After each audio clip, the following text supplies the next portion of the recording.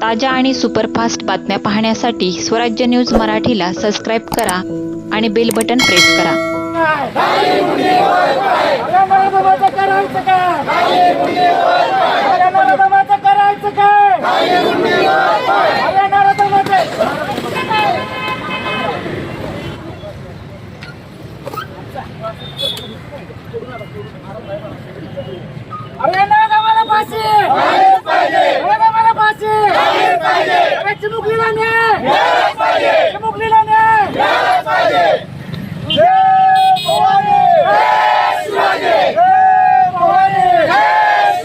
छत्रपती शिवाजी महाराज मुगलीलाने हर धामाला फाशी, हर धामाला फाशी.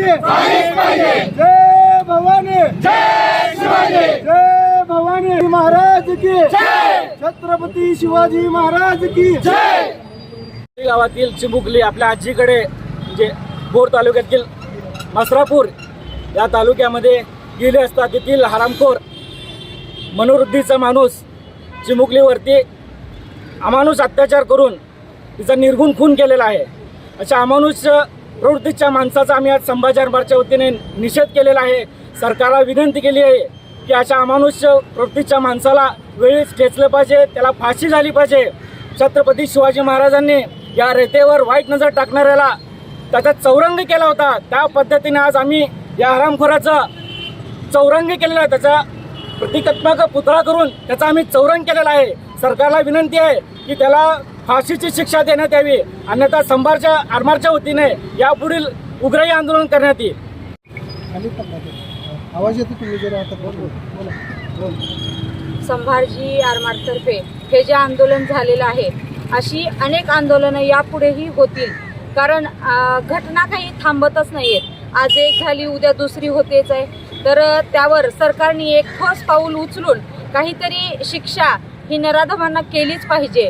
नाहीतर यापुढेही मुलींना बाहेर सोडणं, उच्च शिक्षणासाठी पाठवणं हे प्रत्येक आईवडिलाच्या मनामध्ये न्यूनगंड तयार होऊन कुणीही शिकणार नाही. आज सावित्रीबाईंनी हे जे काही चालवलं, शाळा वगैरे काढल्या, तर त्या पुन्हा बंद पडून पुन्हा एक सावित्री निर्माण व्हायला युग जाईल.